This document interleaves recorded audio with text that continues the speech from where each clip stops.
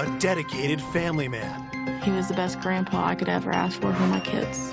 He loved his family. He was always there for everyone. And a pillar of the community. He helped a lot of the people who were down on their luck. He was changing everyone's life. Is senselessly murdered. We noticed what looked like burn marks. Is this a torture type crime? Was he actually tortured? Detectives follow a trail of evidence. I noticed my dad's truck was gone. We knew that this truck was a key to solving this homicide. That reveals devastating betrayals. Marty would employ people from drug rehab centers. You look at him and you're thinking that if anybody could do it, this guy could do it. Then a surprise lead reveals a killer no one imagined. I've told you guys everything I know. No, you haven't. We're pretty excited. We're just about to go nuts. It was a moment, I'll say that. I never thought he would do something like that. He's not the guy I would have picked to have committed this crime. I was in complete shock. Ardmore, Oklahoma is an honest, hardworking town built on family values. We're a town of about 25,000 people, and it's a wonderful community. It's a great place to live because you can have that large town feel and then yet come home to the small town atmosphere as well. On the evening of November 15th, 2019, that small town feeling is shattered when police respond to a 911 call. I had just sat down to eat when the phone rang, and it was dispatch advising me that officers were out on a possible homicide. Police are checking in on a local man who hasn't been seen or heard from in several days. They arrived, immediately looked in the window, could see the victim was laying face down in the floor, and they could see blood, so they forced their way into the residence. They knew immediately that he was deceased. Minutes later, homicide detectives arrive at the scene. The living room was just in disarray. There was items kicked over. There was blood on the couch. There was blood spatter on nearby items in the living room, the TV and pictures. And so we knew that there was a struggle that had taken place in that room. When the detectives look at the body, they recognize the dead man. I knew the victim. It was Marty Lucas. Most of the police officers knew who Marty was. Marty helped in the community. He helped a lot of the people who were down on their luck. Marty was a nice guy. Detectives have to determine why 63-year-old Marty Lucas would be the target of such a heinous crime. With the amount of trauma that Marty had suffered, it was a pretty violent, bloody scene. You can see a lot of blood that has pooled around the body. You can see blood on the back of the body, on the head, and we knew that this was a death as a result of a beating or a blunt force trauma. It's obvious that there was quite a struggle. Marty had hair in his hands. He had abrasions on his hands. I think he fought for his life. We noticed that there were pieces of what appeared to be a rock that had some moss on them. We found parts of it over by the couch where there was a large blood stain, and then parts of it over by him. We walked the exterior of the residence trying to find where maybe a rock would have come from. Immediately under the carport, there is a rock pathway. The walkway was missing a rock. So immediately we thought, well, whoever it was that did this took a rock from there and brought it with him. That indicated to us that this was premeditated. And so we believe that he or she had used it as a weapon against Marty, and in the process of that, it was broken. We didn't find very large pieces of it, and so we believe that the majority of that rock was taken from the scene. Police discover unusual markings on the body. We noticed what looked like burn marks on his shirt, like his shirt had been ironed. My initial reaction was not only has he been hit by an iron, he's been burned by an iron. Is this a torture type crime? Was he actually tortured? And so we believe maybe early on that the iron could have been the murder weapon, or at least an additional murder weapon in this case. But what could have been the motive for such a violent attack? Where his wallet would have been, someone had reached in and taken his wallet, because you could see the blood transfer, a handprint, like sliding down into his pants almost. We were pretty clear that this was a crime involving a robbery and theft. His wallet was missing along with his phones. Detectives make one more important observation. We thought whoever had killed Marty knew him because there wasn't a sign of forced entry. As investigators work, Marty's son Michael arrives at the scene. I went to his house. It was a nightmare. It's the worst day of my life. I was in shock once I seen what was actually inside. My husband called me. He said, my dad's dead. Someone killed him. And he was just screaming in my ear. He's like, I can't believe someone would kill my dad. I was in complete shock. He was such a nice person. Who would want to hurt him? Marty Lucas was born into a military family in 1956. After graduating high school, Marty got married and had 2 children, Jennifer and Michael. Michael and his dad were very, very close. He loved his family. He was always there for everyone, you know. He made sure to make time for everyone. I used to call him Papa Smurf because he's just really funny, he's short. He's just a real, you know, bubbly person. My parents, they divorced when I was pretty young. Marty had struggles when my husband was a child and a teenager. He had a substance abuse problem. He had been in and out of trouble with the police, petty crimes that was a result of that addiction. In 2007, Marty got a second chance when he was offered a job as a carpenter and found renewed purpose in life. From then on, he straightened up and started his own business. Did really well. He turned his life around. He was one of the few success stories that I'm aware of in my career. Marty threw everything into rebuilding his life and his family. He taught me a lot of work-related skills at an early age. He let me start working with him when I was 12 years old. And my son, he's 8. He's already starting working him, basically, showing him skills like he did me when I was young. He was the best grandpa I could ever ask for my kids. Marty never forgot the second chance he'd been given and vowed to pay it forward. Marty would usually go to the halfway houses and get people that had just got out of jail or that have a hard time with their life and see if they would want to work for him. Basically, just giving workers second chances. He knew where they was coming from. He's been in their shoes. He taught these men and women new skills. He treated them with the utmost respect. Now investigators are left asking, who would want to bludgeon this well-respected contractor and caring grandfather to death? He really had no enemies, and just to see that the way that he died was so brutal, it was very difficult to know that someone would be capable of doing something like that. As detectives finish up at the crime scene, they turn to Marty's son, who gives them a crucial lead. When I showed up, I noticed that my dad's truck was gone. That really threw me off because he wouldn't even let me drive his truck. He wouldn't loan the truck out to no one. It was a Chevy pickup that originally had belonged to Marty's father. That truck was everything to him. Detectives put out a bolo, or be on the lookout for the missing truck. We needed to find the truck and maybe hope that either the suspect was still driving it or that they left behind evidence that we could identify him. We knew that this truck was a key to solving this homicide. Investigators ask Marty's loved ones who they think would have seen him last. We found out that Marty had been missing 2 or 3 days prior to the Friday the 15th that we found his body. And one of the things we were told by family and friends is that Marty goes to this Valero gas station every morning to get coffee. The Valero had video that pointed down the street that the crime occurred on. The managers said that Marty had arrived last at that store on Tuesday morning. Detectives search the security footage. On the day after Marty was last seen alive, and 3 days before his body was found, the truck appears. Marty's truck was very unique, dark green color with custom wheels. This green truck was in a big hurry and it pulled out in front of a semi-truck and it was almost in an accident that we had captured on video. Investigators need to track down Marty's truck and whoever is behind the wheel. We thought if we find the truck, we're probably going to find our suspect. This is going to be our guy. Coming up, detectives uncover suspects with dark pasts. They said, he's violent. I thought, good Lord, he gets violent. I don't know what I'm going to do.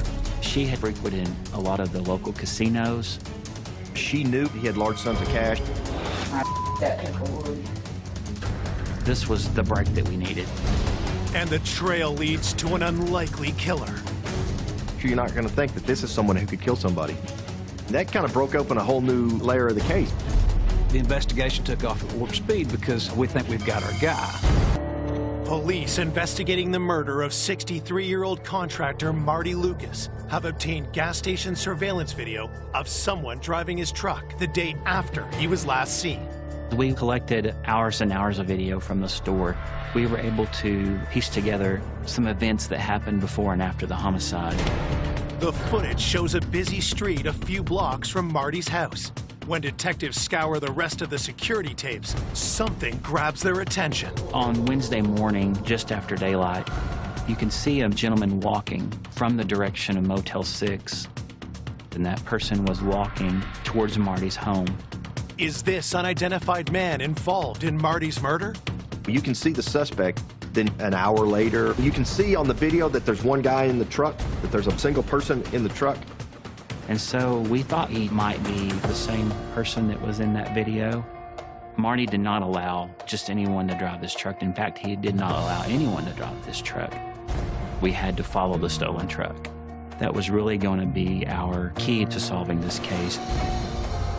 While officers continue their search for the truck, detectives return to speak to Marty's family and friends. That's one of the things we were trying to just nail down is, who has Marty been hanging out with lately? Who has he been working with? Who has he had problems with, if anyone? Police learn that along with helping people back up on their feet, Marty often forged friendships with those he employed. Marty would become close with some of the men that he worked with or that he would hire and try to get to know them. There's probably about 6 or 7 of them I actually got pretty close to. He built up friendships with them. Amanda and Jason, Marty's neighbors, were very close to him. Amanda used to work for Marty because she paints very well. He didn't look down on me for, I was trying to get my life back on track. And he told me he did it, so you can do it. Marty would bring a lot of these folks to family dinners or get-togethers. He tried to bring them into his family. But now, police want to know, had Marty's generosity and business exposed him to danger? He paid all of his people in cash. And that's just the way it is in the day laborers with those guys. They need money that day, so they're going to work. And everything's cash. To know that he could pay them daily with cash and help them out may have led to his demise. Police also discover not all Marty's employees felt like part of the family. It wasn't an easy road for Marty because sometimes he would have to tell them that they couldn't work for him anymore because they would steal from him. Anytime you're working with people who have drug and alcohol problems, it's not uncommon for them to steal from their employers. And Marty had faced some of that. He wasn't afraid to stand up to these people. He would tell them, if you mess up, you're gone. So our list of suspects was a mile long. We were given several names, but yeah, it was so difficult for investigators because it was going to be hard to track them down. Where they were staying, they usually don't keep jobs very long. As detectives begin tracking down Marty's current and former employees, they ask his neighbor if anyone had a grudge against him. Well, I initially went to interview Amanda, and she said, over the last month or so, there's been some rough-looking characters over there. 1 month before his death, he had been hanging out with these new people, and they were helping him work on his truck and then had to redo the job. She thought maybe there had been some anger issues between the victim and those guys. The day they were there working, Marty seemed to be pacing back and forth like they were taking too long, and he didn't want to, leave them at his house. They were making too big of a mess. He was upset about that. Amanda didn't know the men, but had overheard Marty talk to the man in charge. One was a guy named Junior, and so this was someone that we wanted to speak with. There's just one problem. We did not know who Junior was. We knew this to be probably a nickname, and that's all we really knew. While detectives plan to search for Junior, Amanda also provides them with the name of another one of Marty's former employees. Marty met Chris Dyer at a Valero, the local convenience store that he went to nearly every morning to get a cup of coffee. Chris had recently been fired from that store, had a falling out with the owner, and Marty had employed him. I know Chris Dyer had worked for Marty, had been fired from there for drug use. He'd had a criminal past. He'd been arrested and had an addiction problem with drugs and alcohol. Officers speak with the owner of the Valero station where Chris once worked. The owner-manager of the Valero store reaffirmed that Chris was just not a very good guy, that he had had trouble employing him, and so he felt like that he needed to let Chris go because there was always drama, that Chris was basically just at rock bottom and desperate for money. Chris Dyer knew that Marty carried several $100s. When he paid him for a job, he would pay him at the end of the day, and he would pay him with cash. Was Chris Dyer desperate enough to bludgeon Marty Lucas to death? We were thinking that maybe it was a robbery gone bad, knowing that Marty had this money in his home because he was down on his luck and needed money for drugs. And so there was a lot of questions concerning Chris Dyer. One of our main priorities early on in the investigation is to find this subject named Junior, along with Chris Dyer. And so we wanted to talk to these people. So we need to locate Junior, and we needed to talk to Kristen as quickly as possible. Police investigating the murder of contractor Marty Lucas are chasing multiple leads as they search for his killer and stolen truck. They've set their sights on two of Marty's employees, an unidentified man called Junior and a recently fired laborer named Chris Dyer. A lot of these folks who are going through tough times, there is nothing permanent in their lives. There is nothing fixed in their lives. There is no stability. And so it was hard to track them down. Following a lead, police questioned employees at the gas station where Chris had worked. I spoke with the clerk that was on duty at the Valero, and she was able to give me a phone number to Gina Dyer. Gina is Chris's estranged wife. She and Chris had been separated about a month because she had caught him cheating. He had gone back to drug use, and that he was currently living at the Econo Lodge Hotel. Detectives find Chris at the hotel and bring him in for an interview. We really thought that we had something. We knew that Chris had easy access to Marty's home. Chris Dyer knew that Marty carried up to $500 to $600 in cash on him at any given point in time.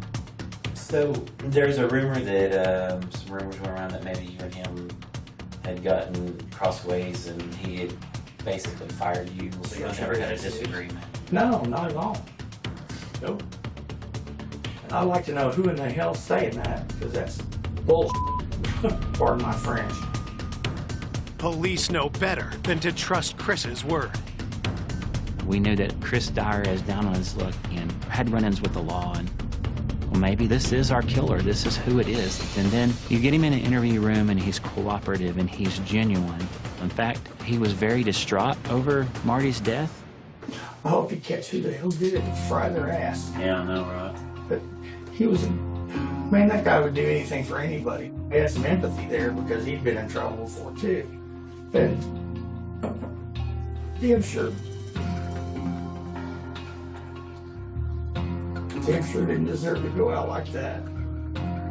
I think he considered Marty a friend, even though Marty had fired him. Would you be willing for us to go through your truck, look through your hotel room, to see if there's anything that would be...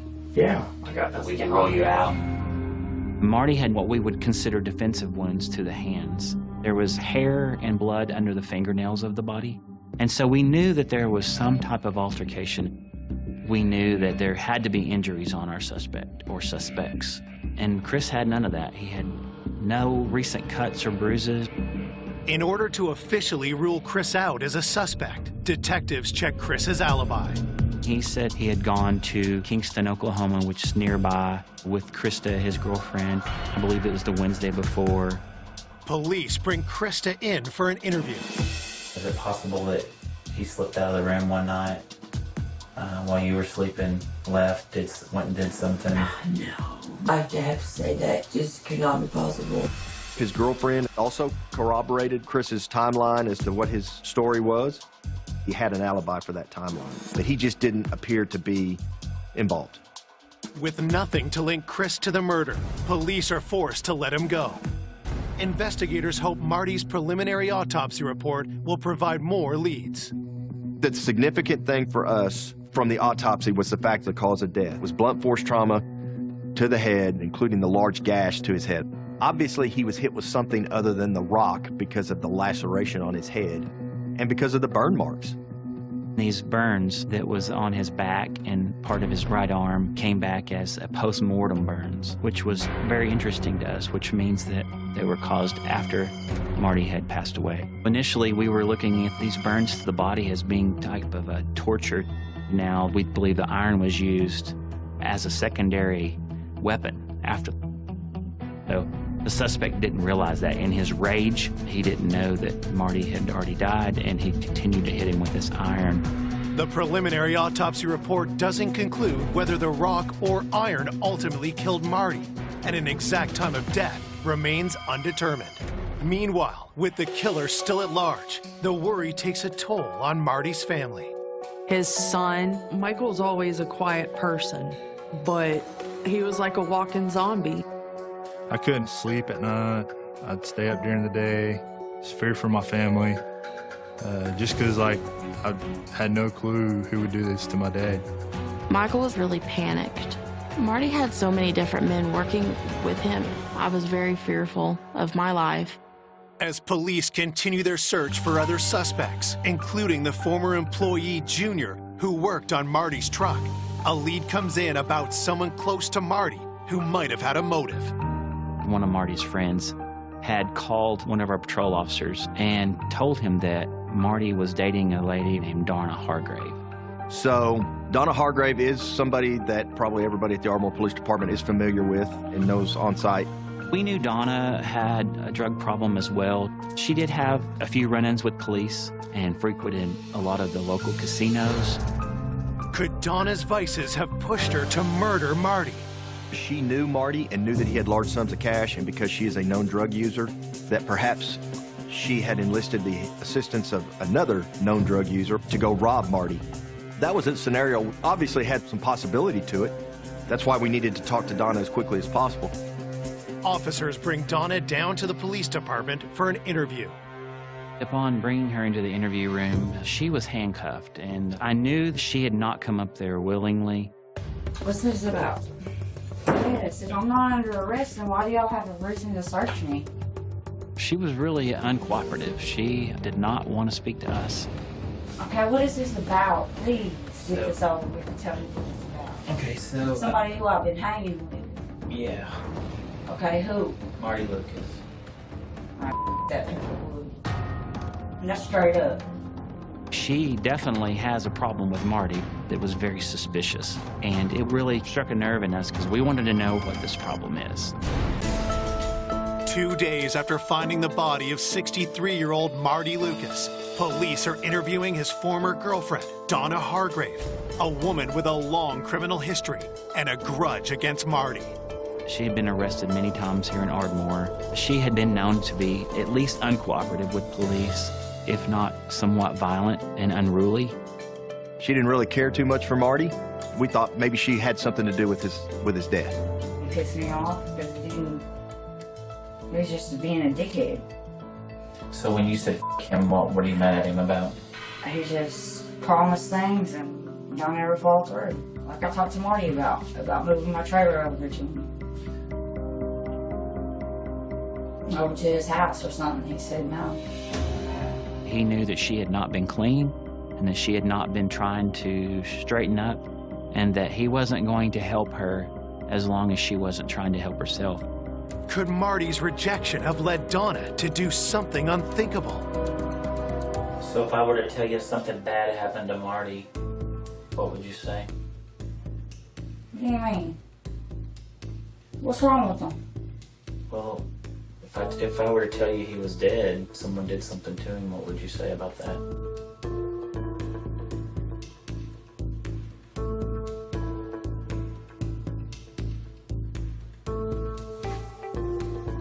Are you serious?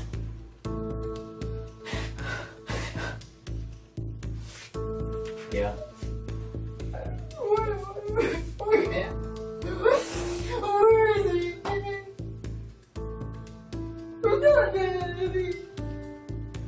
Yeah, that's why you're here.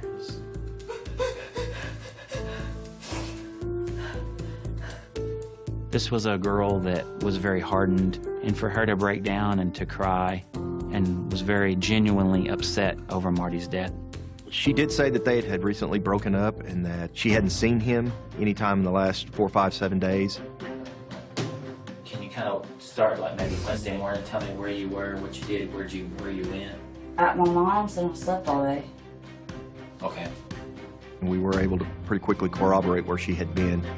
It was unlikely that she had anything to do with his death. However, we did not rule her out immediately. Days after Marty's gruesome death, his family and friends come together to say their goodbyes. Marty's funeral was amazing. It was very, very sad, though, because everyone who knew him knew that he didn't deserve anything ever bad to happen to him. Everyone loved Marty. Everyone. There was quite a bit of his workers, even his past workers, that come to his funeral. It was a good day, but a bad day at the same time. Meanwhile, police doggedly follow each and every lead. We did have a large suspect pool because we didn't know who all might have been working for Marty. One of the things that we wanted to get identified was who Junior was that was working on the truck. So myself and another investigator said, we'll run by the halfway houses and see if we can get Junior identified. So we went over to the Broadway house, and the director there gave us the name of Clarence Bibb Jr. He said he thought Junior was from up by Oklahoma City, and he's got a pretty extensive record, including some assault. Well, we really believe that if Junior and Marty had gotten into an altercation over the payment of the truck motor, maybe he took the money, it got out of hand, he killed Marty, took Marty's money and the truck, and took it back to Oklahoma City to chop it up. We found that law enforcement there knew Clarence very well. They knew his family very well. And they lived in several homes that would be described as a compound, like a family compound. And they said, don't go out there without a lot of us. Clarence is violent, and so you don't go up there by yourself. Detectives assemble a task force with local and state police and make the 2-hour drive to Junior's compound. When I first got out there, I thought, man, this is a real possibility. Man, we might find our truck out here. So we went up and knocked on the door. And when Clarence showed up, I thought, good Lord, this is one large man. And if he gets violent, I don't know what I'm gonna do. You look at him and you see what had happened to Marty, you're thinking that if anybody could do it, this guy could do it. He's big. Detectives ask if he and Marty had fallen out over the work Junior had done on Marty's truck. And he was happy with what Marty had paid him, and there was no disagreement. He said that Marty paid him $500 more than he was supposed to because of the trouble that we went through. And in fact, when I told him that Marty had died and that someone had caused his death, he too got emotional. Here, this big, mean, gruff country guy, and he's crying like a child over his friend's death.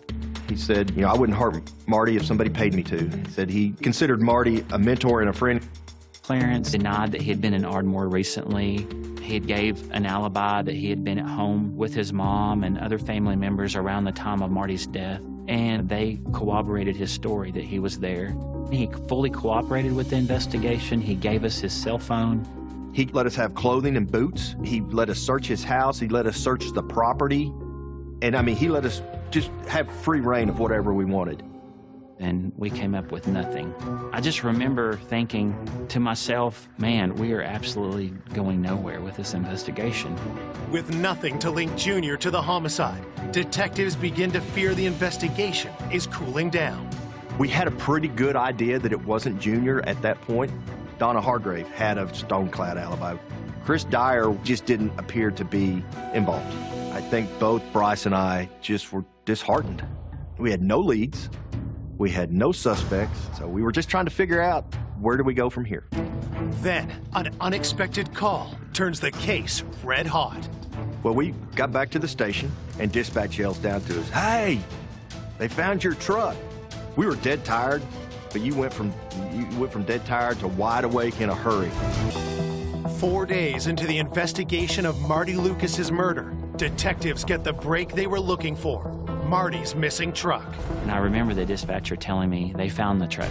And I said, where is it? And they said in Springdale, Arkansas. And so this was the break that we needed. We're pretty excited. We're just about to go nuts. We're like, okay, get a hold of Springdale police, get them on the phone. Let's find out what we got going on. It was a moment, I'll say that. investigators asked Springdale police how Marty's truck had ended up over 300 miles away. A citizen had called and told them that his friend had been in possession of the truck. And his friend, he identified as Jack Latham. But who is Jack Latham? Detectives immediately ask Marty's family if they know the name. They learned Jack was one of Marty's most trusted laborers who hadn't been seen or heard from in months. Jack Latham, he worked for my dad for a long time. He was a really hard worker.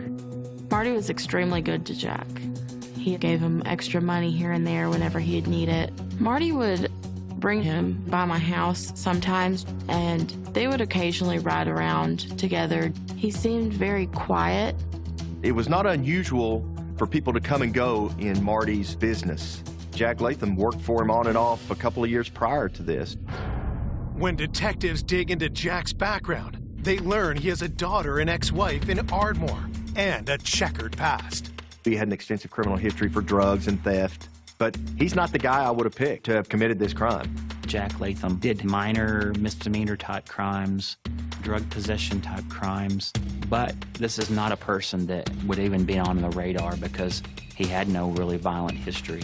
So you're not going to think that this is a guy who could kill somebody, particularly not in the manner in which Marty was killed.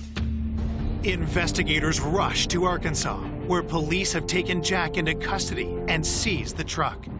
But before speaking with Jack, they interview the man who first contacted police about the truck, Jack's friend, Raymond. Raymond, he says to us that out of the blue, Jack calls on Friday night and says that he has got court on Monday, can he stay, or the weekend? Raymond tells police Jack asked to get picked up at a local parking lot. So he goes to pick him up, and he sees he's sitting in a, looks like a pretty nice Chevy pickup. And he says, hey, whose pickup is that? He said, oh, it's a guy that I'm visiting. He let me come sit in it to wait on you. And he says to us, I didn't believe him. Monday morning, Jack says, just take me to jail. I've got warrants. So he takes him to jail, and then he goes back home and he looks to see what the warrants are for, and it's for theft. And he thinks, I wonder if that truck's stolen, because something doesn't feel right with that truck. So he goes back to where the parking lot where the truck is and sees it doesn't have tags on it. And so Raymond knew that Jack was lying. He knew he needed to call the police. We went and looked at the truck, and the truck looked pristine on the inside. But when we sprayed it with Blue Star, there was blood everywhere.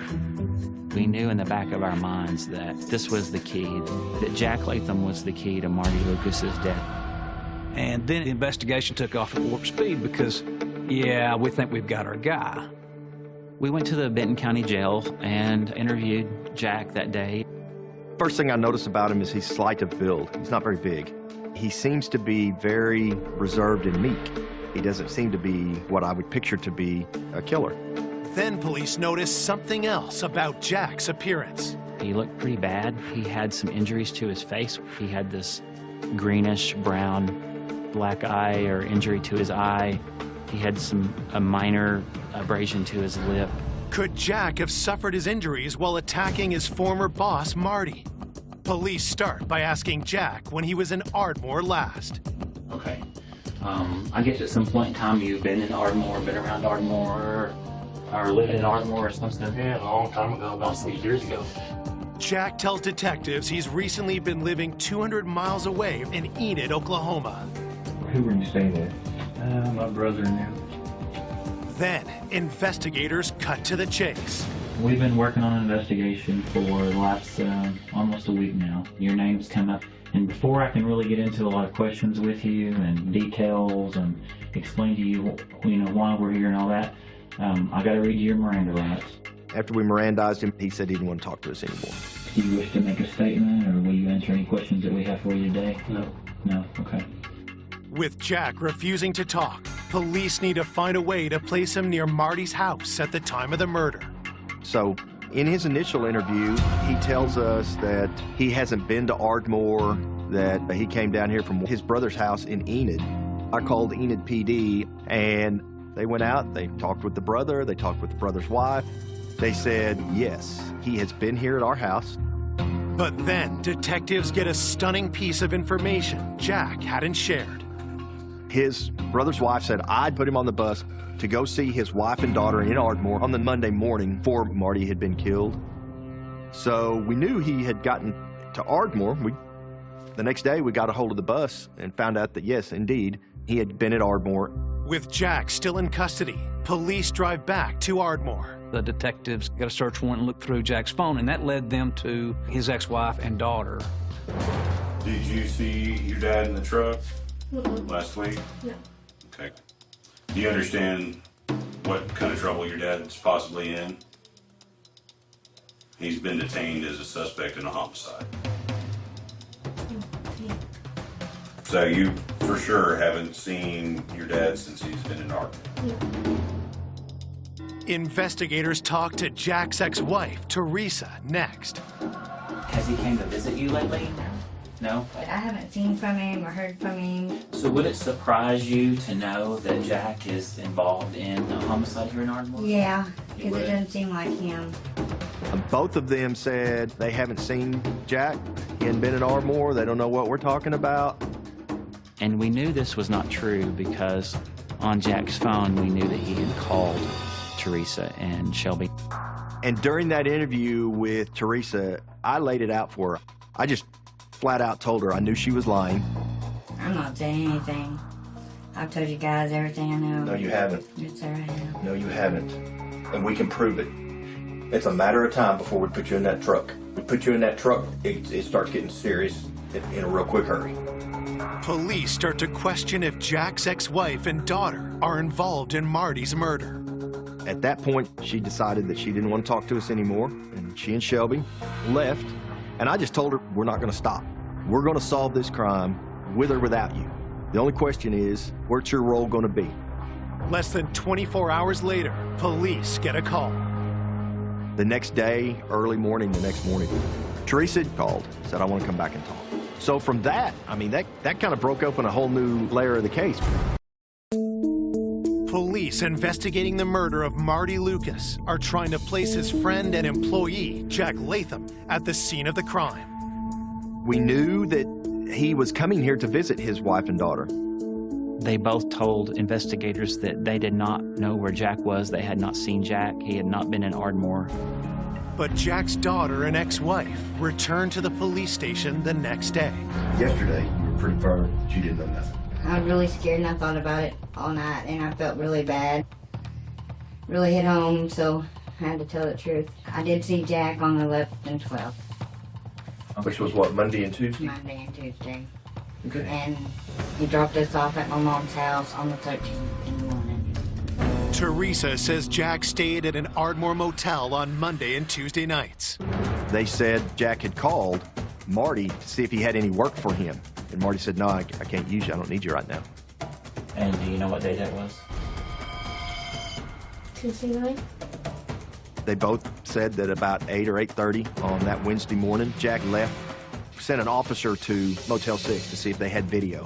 And sure enough, we've got video of Jack Latham leaving Motel 6, wearing the same clothes as the person that's walking. The Bolero camera picks up.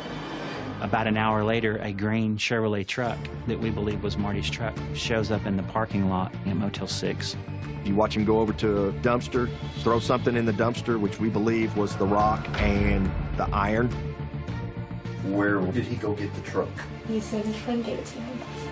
Then, Jack did something even more suspicious. When he came in, he went straight to the sink and washed his hands. He did wipe his face down, and he put his hoodie on, and he told me that he did something bad, but he wouldn't tell me what. He said, we gotta leave, we gotta get out of here. He drops them off, and they don't see him again. And so by then, yeah, we got enough to file charges on Jack Latham. I called the family members and told them what we knew. I was very shocked because Jack had been in my house around my children. He just acted very shy, but he didn't act like he would hurt anyone.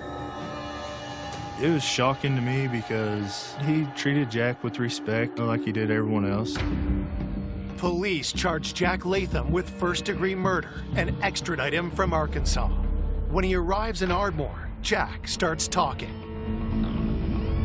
Jack told me that he was in desperate need of money. He had no job. He needed money for drugs. And he knew that Marty Lucas was the source of that money. Marty had told him no, that he knew that he wasn't clean. His story was that a physical altercation occurred, that he took a rock paperweight from the kitchen table, struck Marty with it, that, in his words, he freaked out, took the keys to the truck and a few $100s from the wallet and left the area. Jack denies attacking Marty with a stone from outside or the iron.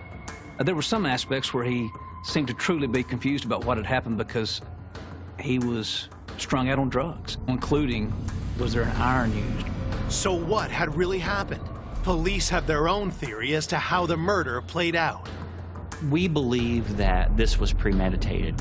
I think he went to Marty's house, and I think he picked that rock up on the outside of the house and he knocked on the door, because I don't think he was going to take no for an answer. And when Marty told him no, a fight ensued in which he struck Marty with the rock. I think Marty fought back. He struck him with the iron, which was readily available, and then burned him with it, whether on purpose or on accident. He took the iron and he took the rock with him, and he disposed of the evidence, and he drove to Arkansas. It was absolutely senseless over a few $100s. Despite the evidence, prosecutors worry defense lawyers will try to argue Jack was desperate and never planned to kill Marty. I thought that this case met the elements from a legal standpoint of first-degree murder, but then you have to be mindful of the fact that a jury would think also Jack's explanation is somewhat believable. He's a hopeless junkie. He's desperate for money. With the family's consent, prosecutors charged Jack with second-degree murder. We didn't want to risk going to trial and then letting him free. In October 2020, Jack Latham pleads guilty and is sentenced to 25 years in prison. I feel like we got justice. I know he's going to be locked up and my family's going to be safe. Jack was very unexpected as a killer because he just didn't act like he was that type of person. Jack Latham, he's still a mystery to me, you know, because just by being around him, I never thought he would do something like that. He did this for nothing.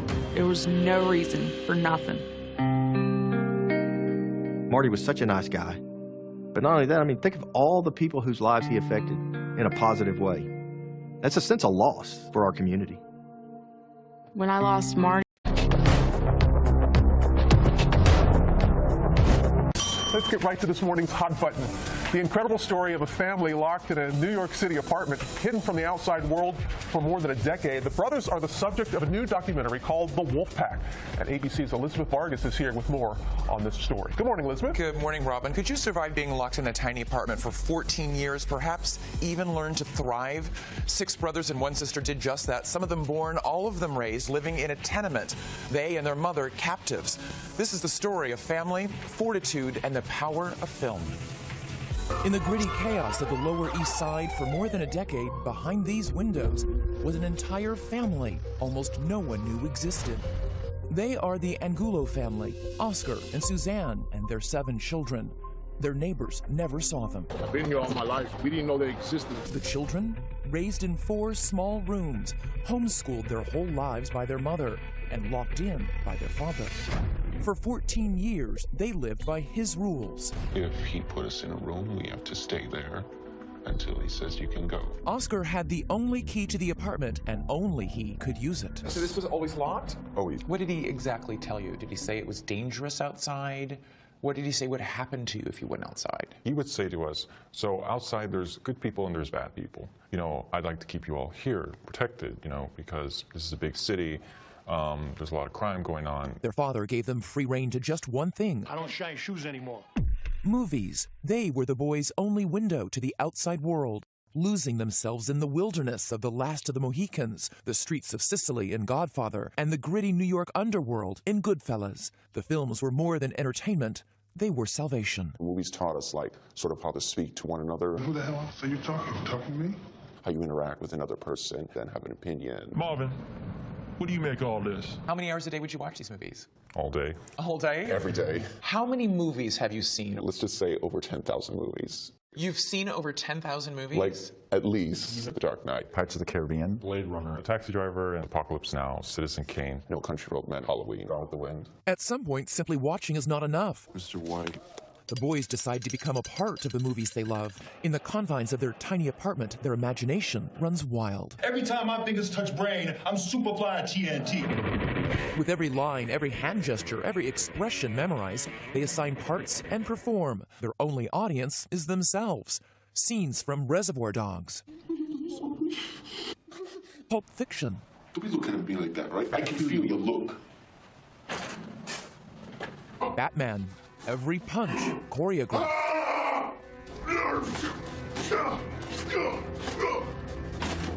As for the neighbors they never saw, we make up characters out of them. Like if we hear yelling or like loud music, we'd be like, that sounds a little bit like Goodfellas partying. Maybe Robert De Niro was living in there. We just imagine a lot. Sort of what you miss out on, you make up in fantasy. Until one day, fantasy becomes reality. It's now or never. When life inside became too much to bear, and one son found the courage to break free. I'm going to do it now. And a chance encounter with a woman who will change their lives. It was like one kid, another kid, another kid, and all of a sudden it was 6 of them, and I ran after them. That young woman, Crystal Mazel, would go on to change their life. She made the documentary The Wolfpack, which debuts nationwide tonight. We're doing an hour-long special. It's an incredible story. Where do we start? Yeah, all the questions that we have for you. Wow. What's their favorite movie? I asked them that. It's an impossible question to answer. They have watched and memorized thousands and thousands and thousands of movies. They reenact scenes. They carefully make props out of garbage. So are they going to use this and become, the next Steven Spielberg? Well, most amazingly, one of the boys, we have videotape of him 5 years ago that Crystal took. She's teaching him how to use a camera, how to push record, what a tripod is. We have videotape of him today working as a cinematographer. Oh, that's so cool. On an independent movie. But they memorized the lines to all these movies. They wrote down all the scripts. We have them. They show them to me. It's pretty incredible. But even most amazing, as they're going out and rubbing elbows now with celebrities and getting all this fame, they still go back to that tiny tenement apartment. They all still live there except one son. And to be so well-adjusted. It's After amazing. all, It's a testament to the power of imagination, the power of resilience, and family film and fortitude. This is an incredible story. You said it's the most shocking you've ever done. It's my favorite hour I've ever done. Wow, that's amazing. And you can see, you'll see the full story on 2020 tonight with these two that are sandwiched. Right over here. Right here. And We're going to kick you two out. The Wolfpack documentary opens in theaters nationwide today, yes, right? today. Thank you, Elizabeth. Thanks, Robin. See you tonight at 10? See you tonight. All right. Be there. It's a New York City public housing development, home to some 800 people. I am a rare visitor to the apartment where the Angulo family lives. Come on in. 21-year-old Mukunda invites me in, show me the home that was his prison for 14 years. The apartment is 1,000 square feet. The largest space is this living room. That's two of me. Yes. Yeah. It is small. The apartment home to 7 children and their mother Suzanne and their father Oscar. He had the only key to the front door, and only he could use it. So this was always locked? Always. His father blocked the door with a tall ladder to keep intruders out, and his wife and children in. And when you lift the ladder, it'd make a loud like so he would know if anyone was attempting to go out. Oscar creates their own fortress of solitude. In these home videos, scenes of the strange world in which they lived. Part Hare Krishna, part paranoia, Oscar's own hermit kingdom. So we had this idea of having a big group, like our own community, our own race here. It's almost like a tribe that you have. Vishnu is the first child and only daughter born with a rare genetic disorder. A year later came Bhagavan, and a year later, fraternal twins, Govinda and Naranya. Where did they get these names? They're Sanskrit, from the Sanskrit language. Mukunda was born next, and then the 2 youngest, Krishna and Jagadish. At night, the young boys slept with Suzanne, piled on top of each other on mattresses. During the day, releasing their pent-up energy, dancing, bouncing, their entire childhood homeschooled by their mother. For the 6 boys, recess was roller skating indoors, back and forth in that tiny hallway. But the most important lesson every day, Oscar's rules. Number 1, the boy's hair was never cut. He always encouraged us to have long hair. When you have long hair, you are powerful. He was like, be a powerful person. Rule number 2, stay inside. What did he say would happen to you if you went outside? He would say to us, so outside there's good people and there's bad people. And I would always explain, I'd like to keep you all here, protected. Here, there were rules about what rooms they could enter. In the apartment, there's a kitchen, a bedroom, 2 bathrooms, and 3 more rooms. But as if 6 rooms for 9 people wasn't cramped enough, the children were forbidden from entering 2 of them. Mukunda says it stems from his father's fear. He banned the boys from rooms that shared walls with the neighbors. He didn't want anyone to hear what we were doing or that we were laughing, or he basically didn't want anyone to know we were here. That's why even one of the 2 bathrooms was off limits. We weren't allowed to use this one, only this one. And this one would just sit empty? Mm-hmm. Nobody used it? Nobody used it. Wow. Naranya, one of the twins, says the restrictions were the most extreme for their mother. She had the worst of it from all of us. She had more rules than we did. Any little thing that she did wrong was, she was like put on trial. I was very much a frightened person. We all were. He would not treat her like a happy husband with a happy wife. How did it come to this? Suzanne, who grew up in the farm fields of the Midwest, met Oscar in the exotic jungles of Peru, hiking to Machu Picchu. He really thought and acted in a much bigger way than most people.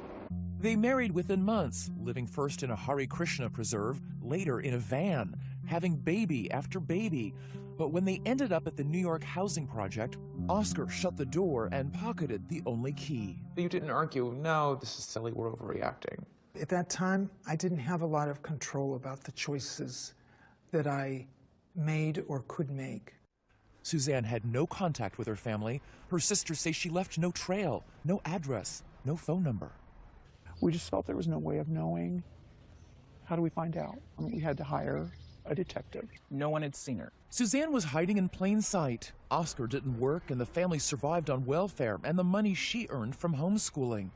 All her time was spent tending to her 7 children inside. It must have been deeply painful to see your kids growing up confined. Well, sometimes it was hard because I thought I wanted them to be out in the fresh air because that's what I did as a child. The children's only view of the wonders of the world were through Suzanne's memories of the life she used to have. When my children were younger, we would sit and look out the window and I could compare it to the view on a mountaintop. Those big buildings might be other mountains. It was kind of fun. It broke the monotony a little bit. Oscar would grant rare outings with more rules. They were told where to look, how far to walk, and never to interact with strangers. We would go out in the summers mostly because it was nice out. So how many times a year would you go out? Sometimes 5. One? One, and then, then 1 year, not at all. And then the winter came, and we never went out in the winter. The only freedom Oscar did allow, what would become the boys' one true escape, was movies. How many hours a day would you watch these movies? All day. A whole day? Every day. How many movies have you seen? Let's just say over 10,000 movies. You've seen over 10,000 movies? Like, at least. With no outside friends, no outside activities, it was total immersion, an obsession. If I didn't have movies, life would be pretty boring. It makes me feel like I'm living, sort of, because it's kind of magical. They were 6 brothers locked in a cramped apartment for 14 years. Their father gave them free rein to just one thing. I don't shine shoes anymore. Movies. They were the boys' only window to the outside world, losing themselves in the wilderness of The Last of the Mohicans, the streets of Sicily in The Godfather, and the gritty New York underworld in Goodfellas. I wonder about you sometimes, Henry. You may fold under questioning. The films were more than entertainment. They were salvation. The movies taught us, like, sort of how to speak to one another, how you interact with another person, then have an opinion. Marvin, what do you make of all this? With hours, days, weeks, months, years to fill, they would watch their favorites again and again. The Dark Knight, Pirates of the Caribbean, Blade Runner, Taxi Driver, Apocalypse Now, Citizen Kane, No Country for Old Men, Halloween, Gone with the Wind, Sunset Boulevard, The Thing. At some point, simply watching is not enough. Mr. White. The boys decide to become a part of the movies they love. In the confines of their tiny apartment, their imagination runs wild. Every time my fingers touch brain, I'm Superfly TNT. I kind of thought, why don't we do those films? Be those characters. They painstakingly transcribe every word, spending weeks creating handwritten scripts, homemade costumes, and props. Inglourious Bastards. How many scenes in the movie is this? Well, this is a whole movie. This is the whole movie? Every word that is uttered in that movie. And that's every word that's uttered in Pulp Fiction? Yes. Yes. You've got to be kidding me. With every line, every hand gesture, every expression memorized, they assign parts and perform. Their only audience is themselves. Scenes from Reservoir Dogs. From Pulp Fiction. Don't be looking at me like that, right? I can feel your look. Batman. Every punch choreographed.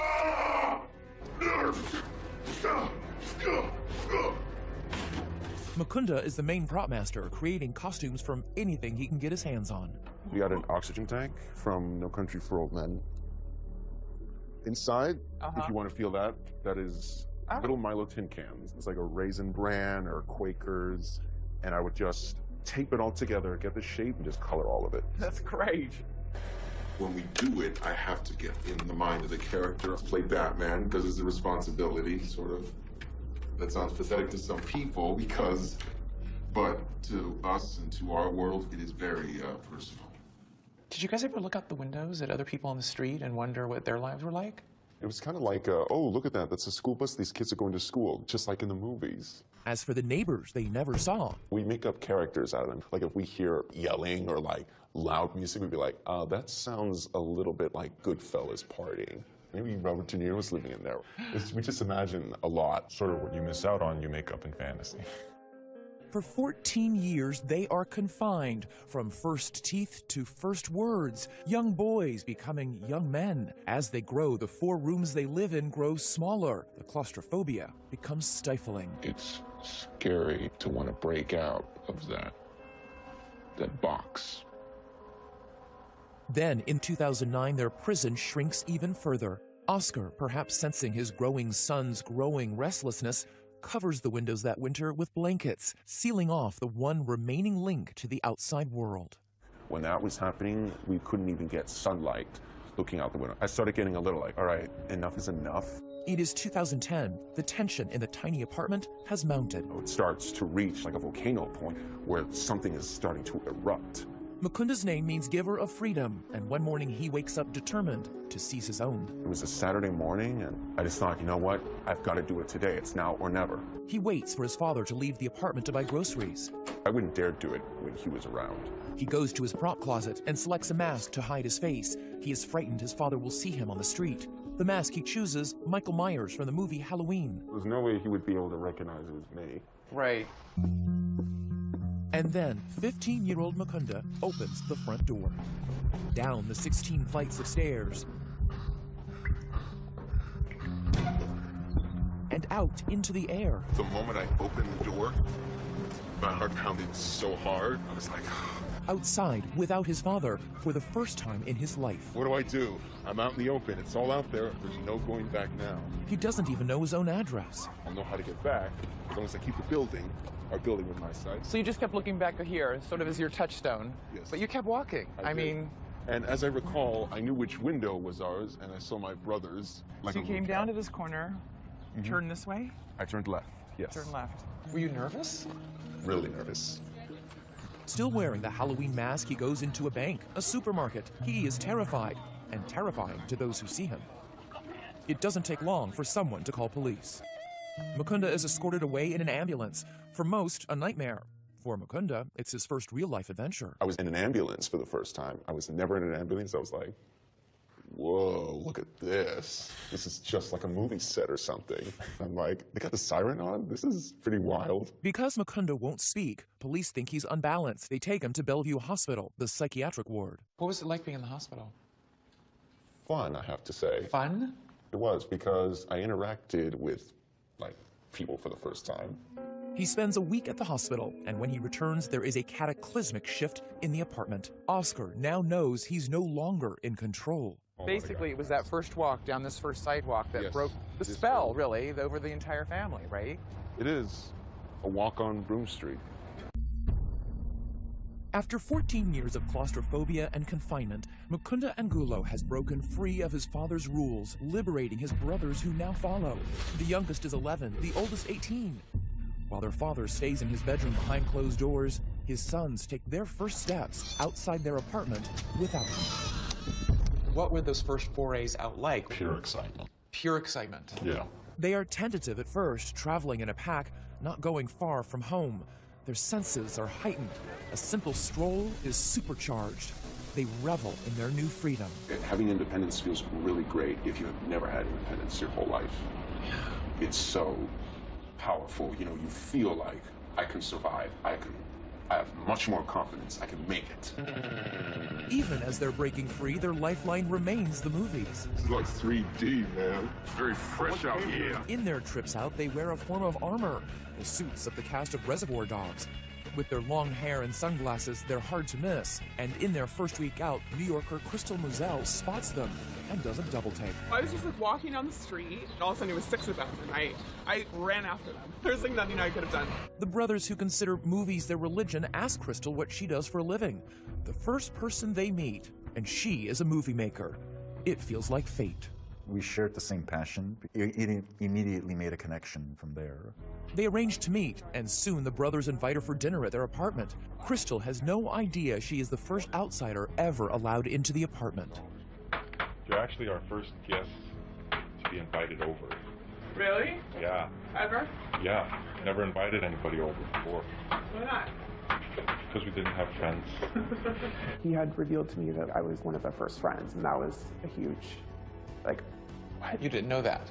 Was your first friend? Crystal only gradually learns about the confines of the boys' childhood. She starts documenting as they experience life on the outside for the first time. Their first bike ride. First visit to a restaurant. How's that salad? That's Mukunda 5 years ago. Isn't it gross? No, it's very tasty and very chemical. Chemical? Yeah, tastes like a chemical. And perhaps most momentous, their first time to a movie theater. They see Christian Bale starring in The Fighter. That's awesome. That's exciting. I play that guy in The Dark Knight. Batman Begins. You had a front row seat to them experiencing the world for the first time. Yeah. What was that like? Oh, it was wonderful. They would express, oh, we've never been to the beach. We want to go to the beach. I said, okay, let's go. I'll follow you to the beach. At the beach, for the first time they feel the sand in their toes, taste the salt in the air. It's kind of like this baptism as they're like crashing into the water for the first time, and it's very beautiful. How did they grow and change as they began to go out and experience life? They slowly learned how to interact with people. Nice to meet you. Nice to meet you. Where are you guys from? The only way I knew how to make conversation with anybody was, you like movies? Yes, I do. What's your favorite? I like this movie. Oh, I like that too. Learning the art of conversation and the art of movie making. Crystal teaches them about cinematography. Tripod? You know, the 3-legged. Oh, yeah. That's Govinda, one of the twins, his hair long, dutifully taking notes. And then review over what you recorded. There's something that's so open about them that you don't see every day when you're in New York City. Crystal films for nearly 5 years. A friend tells her the boys look like a pack of wolves, and the nickname sticks. All the while, they become more accustomed to the outside world. What were the differences between what you had thought life was like from watching the movies and what you really experienced life as being? One, not everybody's trying to kill you. In the movies, everybody understands what the other is saying, and they have like a reply to it. But in real life, it's like, could you repeat the question? Could you repeat it? Like, I'm sorry, I didn't get that. And not everything's a plan, in other words, in life. And in movies, everybody's not following a script. Exactly. So everything moves slower. You need life to be edited a little bit better, right? Their freedom brings transformation. The youngest, Jagadish and Krishna, changed their names to Eddie and Glenn, and 4 of the brothers cut off their long hair. So cutting your hair off was a rite of advancing. Right, like leaving the past behind. It's like okay, we're starting a new life. This is how I'm moving forward. Who did you see change the most over the course of the time you spent with them? I think their mother. Really? Their mother really broke free out of the situation that they're in, and it was very beautiful to see that happen. I am not finding that place that has the donuts. That's what I'm looking for. You've gone from living where you never were allowed to go out unless Oscar said you could, to now going out every single day. Yes, I feel now like I've stepped back into how I really know myself. Do you have regrets? Do you wish that you had claimed that part of yourself sooner? In some ways I have regrets, but in many ways it's been a journey for me. And I feel like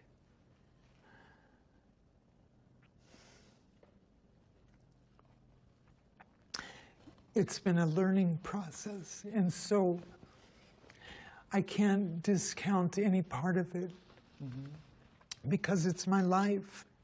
And that would be like saying, oh, I wish I hadn't lived for those years, and I never feel that. Suzanne's biggest step, reaching out to the family she had cut off. In the documentary, she calls her mother. She hasn't heard her voice in more than 20 years. Well, I just want to say that I love you so much, Mom. You know, I just love you so much. That must have felt amazing to talk to her again. Yeah, I just am so glad to have her in my family in my life again.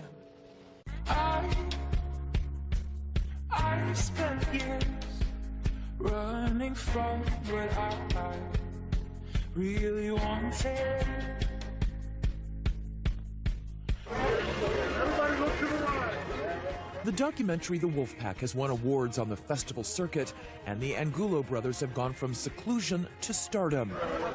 The brothers, who once couldn't imagine speaking to strangers, no less girls, pose with movie stars. They really are so articulate and so charming and entertaining. You must be very proud of them. Yes.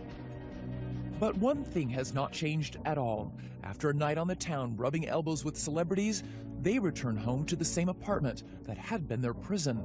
Their father, Oscar, still lives there. Suzanne remains married to him, but says he no longer makes the rules. Are things different now with you and your husband? Yes, our relationship was probably done like a 180. In our visits to the apartment, Oscar remained behind this door, unseen. This is my parents' room. That's your I parents' think room? they're in there. He did not respond to our request for comment. The relationship between Oscar and his sons is irreversibly damaged. Only one brother now speaks to him. The others, like Naranja, are desperately saving money to find a way to move out. I have no interaction with him at all. As far as I'm concerned, he's dead. I'm trying to move out because living under the same roof just haunts me every second. Naranja's twin brother Govinda feels differently. I've grown to kind of forgive him because if I was always living in regret and just hating on the way things were done, I probably wouldn't be able to move on. 22-year-old Govinda is the one brother who has scraped together enough money to move out. Hello. Hey. He shares an apartment in Brooklyn with 3 roommates. This is sort of the general movie area. The wall is adorned by a poster of his favorite movie, Taxi Driver. De Niro, who was one of my all-time favorite actors. He says the film reminds him of how he used to feel before breaking out. All my life needed was a sense of someplace to go. It's a feeling Govinda has finally shed. 5 years after he was scribbling notes on filmmaking, learning how to press record, Action. Govinda is now working as a cinematographer on his first independent movie. Now that we're on set and this movie's happening, it's sort of a surreal feeling. Almost I can't believe it. After years inside, all the brothers have been making up for lost time, eagerly pursuing their passions. Naranja works as an environmental activist. I spent a lot of time going to rallies, going to protests. Eddie, the youngest, is an aspiring musician, obsessed with 80s music. Bhagavan, the oldest, is a yoga instructor, and he's a teacher with the New York Hip Hop Dance Conservatory. 2.5 years ago, if you asked me to dance, I would not do it. I was very self-conscious, so hip-hop dance it allowed me to be more comfortable. And Mukunda is working as a production assistant. He's also directing short films. And action, let's see. This one stars his family. Look directly at the camera. Wave. Cut. That was good. Moving on.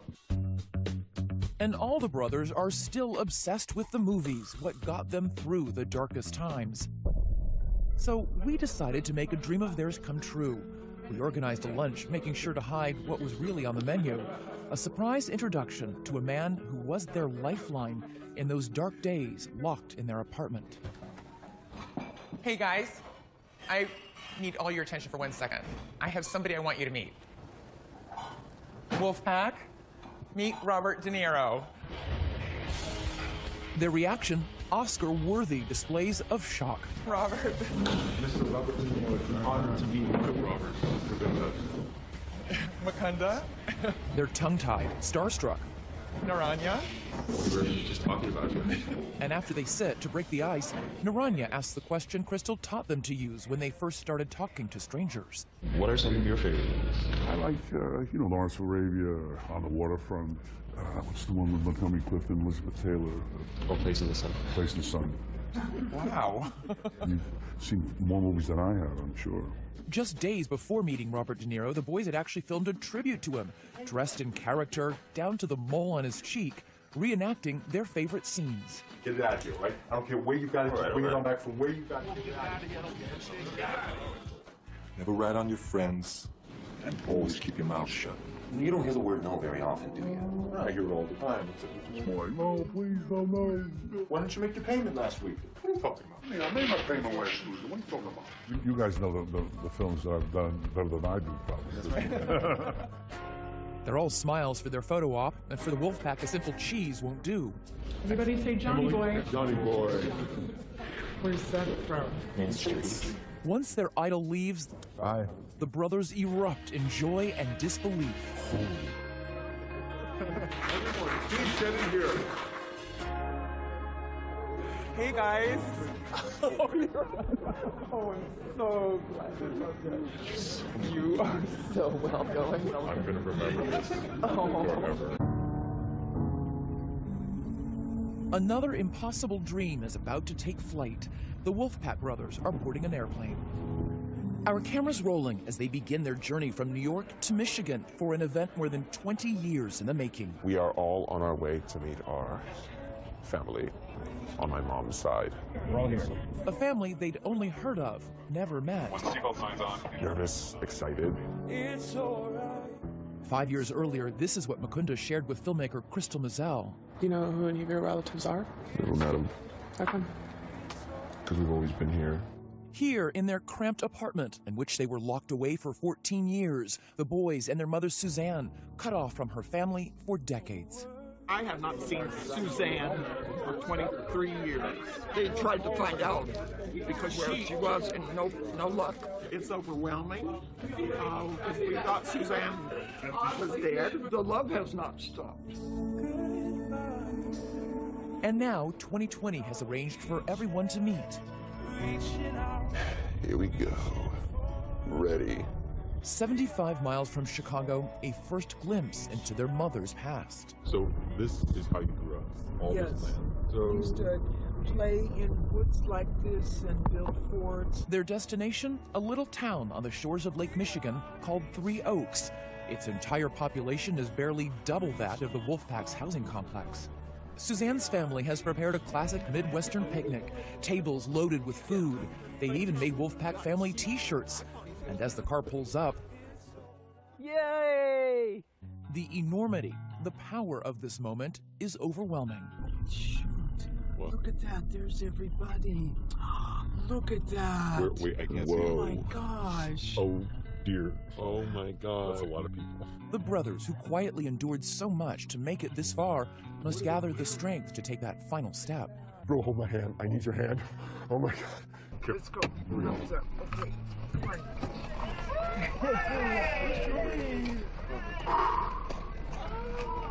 Hi, everybody. True. Great. Finally. Yes, yes. I know a lot of people. You will wonder, are these guys going to be okay? I think we're going to be more than okay. I think we're going to be great. Answer, absolutely. You're survivors. Hell yeah. Mm-hmm. What made you guys so strong? I have to ask. This one right over there. Mom. Mom's love. Really? I don't think a mom could hear a nicer thing than that. Yes, yeah. That's true. How do I get it back down? The day ends at this campground, Suzanne introducing her kids to a simple and sacred family ritual, roasting marshmallows by the fire. The key to doing it is like you put it on the edge of the fire where it's hot and you turn them so they like toast light brown. At long last, the Wolfpack are back in the wild, their future as wide open as the night sky. I spent years running from what I really wanted. Nobody's been impacted negatively by that experience of having to be inside all that time? Well, no, we don't have time for that. We don't like, hey, life's too short. Live it up. Just live it up. Live every moment.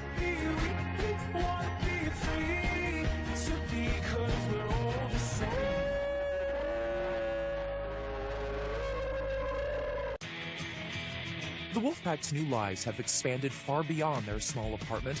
They are now a whirlwind of activity and adventure. It's been a really fun ride. It's been nonstop. A lot of great experiences. They've seen the stars on Hollywood Boulevard and met them, posing for pictures with actors like Christian Slater and Mark Ruffalo. And the Wolfpack has been traveling the world, their press tour taking them from Abbey Road to the Coliseum, each new place a touchstone to a treasured movie. London has reminded us of films such as A Lucky Man or Harry Potter. And there have been plenty of firsts. Govinda has a new passion. Experiencing crazy roller coasters. It's one of the most exciting things you can do. Hello, everyone. And Mukunda, in addition to giving speeches, is learning another skill. I'm like learning to drive a car. And girls? Yeah, there's been a couple of romances in our lives. But the biggest voyage only took a few miles. Naranya, who desperately dreamed of leaving the family's Manhattan apartment, has finally moved out to Brooklyn. And he's cut his hair. A freeing gesture that, it turns out, is a nod to yet another movie. He just wanted the Serpico look. He's been wanting that for a long time.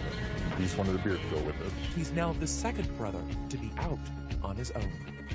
So that day that you're walking en masse, the group of you, down the street, and this one comes running after you, what did you think? We ignored it a little bit at first.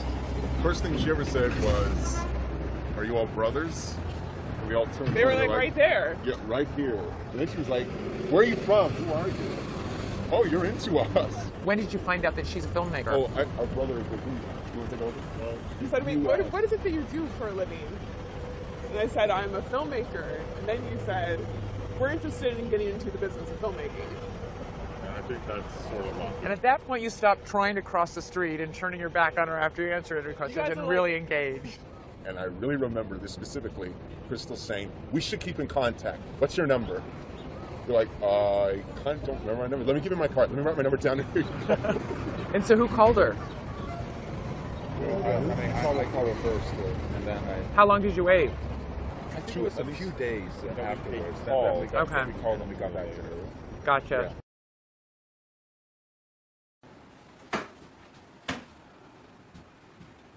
Cheese. In English, please. Excuse me. In English, please. Cheese. I'd like to apologize to Leatherface's mom, Michael Myers' mom, and Ghostface's mom. It's all my fault. This is my project. I'm so scared.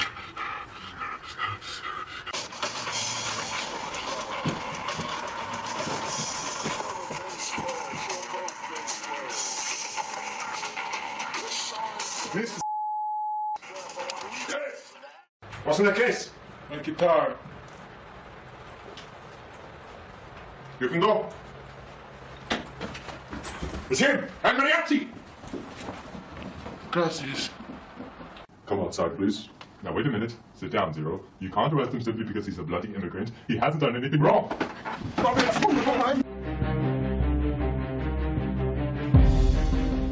Temporary switchboard. Hello, I want to report a missing person. She's my children's mum, and when me and the kids woke up in the morning, she wasn't there, but her car's still outside. Has she had an accident somewhere or some kind of medical episode, come to some harm where she can't raise the alarm herself? Half the time they've been found safe and well. I thought she might have just gone for a nice little weekend away somewhere. The days went by and we started to realise that something had probably gone wrong. You just instinctively know that something's wrong, something's not right. You are under arrest on suspicion of murder of Sarah Welgrave. In the middle of the Kent countryside lies the quiet residential area of New Ash Green. New Ash Green was built in the 1960s and 70s as kind of model village. It's a sort of nice bit of suburbia that's sort of been plonked in the middle of the Kent countryside. Nice place to live, bring up families, there's sports clubs, pretty quiet.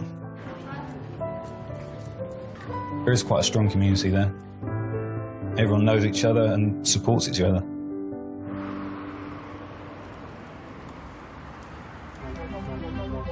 It was the perfect community for popular beautician Sarah Wellgreen to set up home with her growing family.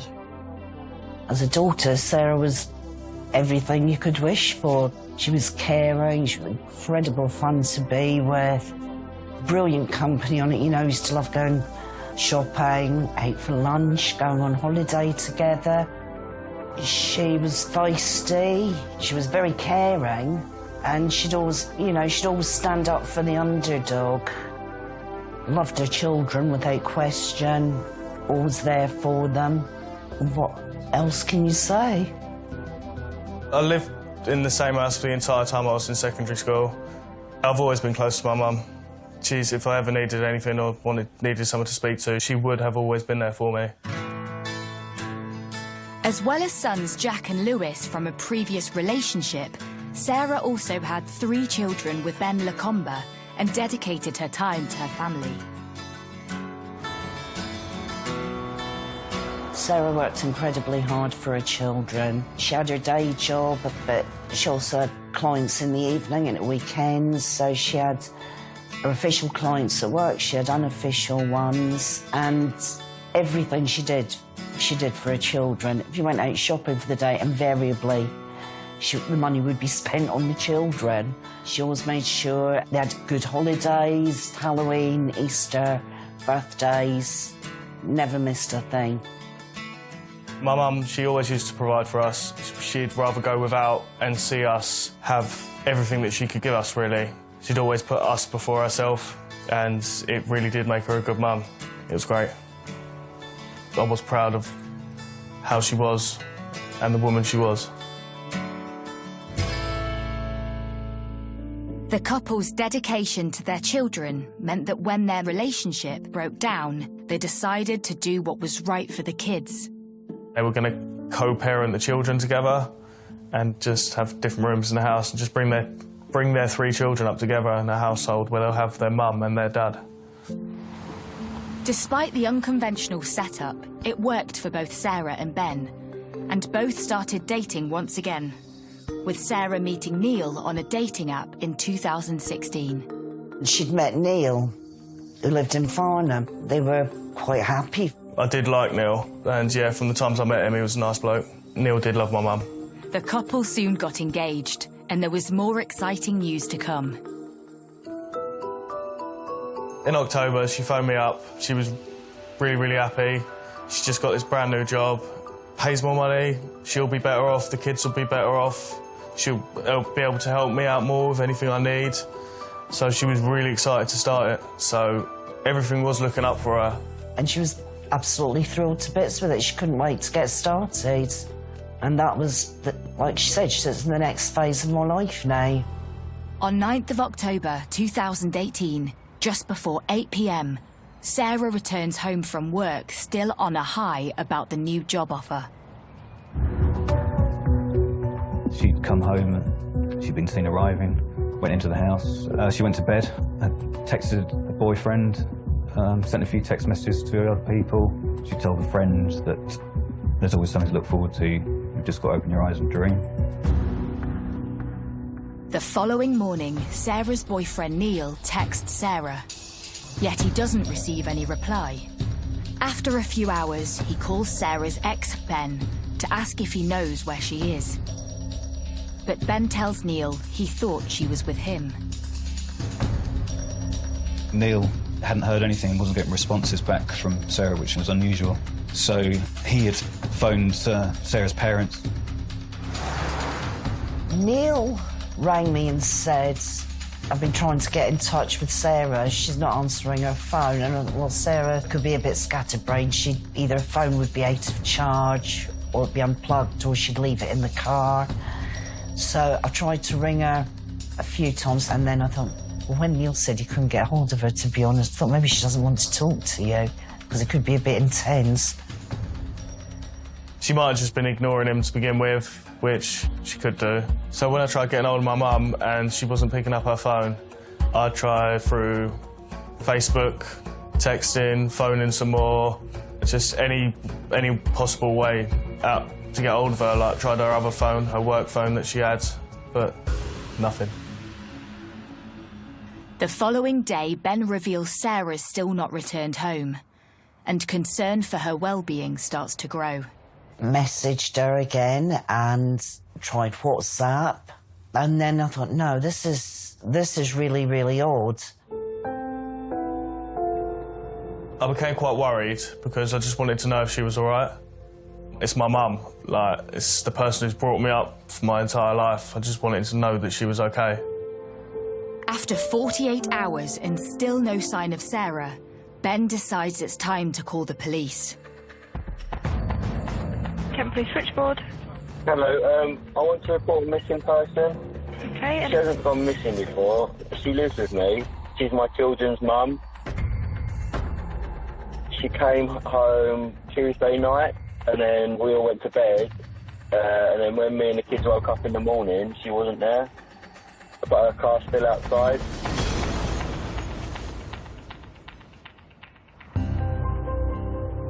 On Thursday, the 11th of October, Ben Lacombe contacted us to report Sarah had gone missing. He told us that he'd come home from work. He said Sarah had come home just before 8 o'clock and she had gone to her room and she had settled herself into her room, which was on the first floor in their house. They stayed in separate rooms in that house. He told us that after putting the children to bed in the evening, he went to bed himself in the loft converted bedroom, and he said he went to sleep, had a full night's sleep. He'd woken up in the morning and found that Sarah's car was still at the address that she was missing. After Sarah had been reported missing, officers attended the address and we began a missing person investigation. Officers turned to Ben for help to piece together Sarah's last known movements, but he said he fully expected to see her the next morning, as it was a special occasion. He wasn't expecting that Sarah would be gone. In fact, that day was one of their children's birthdays, and they had plans, and he'd expected her to be there. Officers carry out a routine search of Sarah's bedroom and immediately notice something. What we did find was that Sarah had left behind not only her car, but her car keys, her house keys, her purse, her cash, her bank cards, her handbag. In fact, everything that anybody could tell us that Sarah had was still at the address. Certainly, it looked like she'd gone out without any planning, leaving everything behind. Concern was now growing. There was no way she'd have gone out and left her keys behind. The minute I'd realised that she'd left her handbag behind, with a purse, car keys, and so many other things that Bank Sarah, cards. of all the people, would never have gone without any of those things. For somebody that's gone missing, to have left all of those items behind was really strange and really concerning. You just instinctively know that something's wrong, something's not right. Something's happened to her. In the quiet suburban area of New Ash Green, concern is building over mum of 5, Sarah Wellgreen, who has been missing for 2 days. With her life seemingly looking up, a new job and a fiancé, police need to ascertain what would make her disappear. So establish a timeline of Sarah's last known movements on the 9th of October, the day she went missing. It was a normal day for Sarah. She had taken her children to school that morning. She'd then gone out to meet some of her clients. She was a beauty therapist that used to meet some of her clients at their home addresses, so she went out and saw some of those people. And generally had what her family were telling us was a normal day. Sarah drove home and went into her home address. She'd settled herself into her bedroom, We know that she phoned her friend and that she was settled down for the night. When she disappeared, the next morning there was contact between various people who knew her. It was agreed that if she didn't return that day or by the next day, that Ben Lacombe would telephone the police. Kent Police Switchboard. Hello, I want to report a missing person. She's my children's mum. Concerned that her disappearance was out of character, police issue a missing person appeal to the public. I first became involved when we received a press release from the police initially about a missing person from New Ash Green. They said Sarah Wellgreen has gone missing. There were concerns for her welfare. We get so many cases of missing people that you're probably not too worried to start with. Half the time before you've written a story, file copy about a missing person, the police will send something out saying they've been found safe and well. But there was something more pressing for the police. Sarah had left her car keys and purse at home, leaving only a couple of scenarios to consider. I thought maybe she'd gone out for a run and hurt herself. Has she had an accident somewhere? Has she gone out and had some kind of accident or some kind of medical episode, come to some harm where she can't raise the alarm herself? With the first few hours of a missing person investigation being critical, police launch a search perimeter around Sarah's home. They set up a 5-mile radius around New Ash Green for the search effort, scouring woodlands, fields, sheds, wherever anyone could look. I think they've done all the right searches they could within the area. You know, woodland, scrubland, the mud flaps. They've done all the right checks. Desperate to reach out to his mum, Lewis turns to social media, and the village community immediately rally round.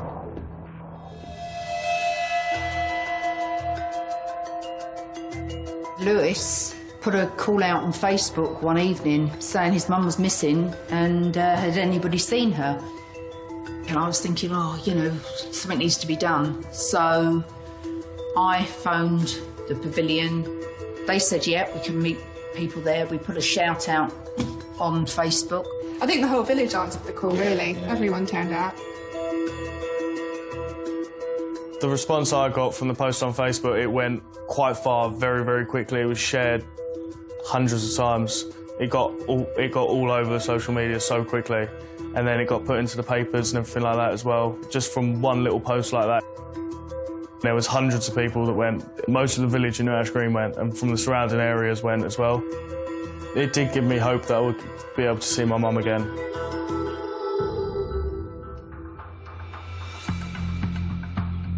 The search began with combining the efforts of the police and the community, police leading it, of course.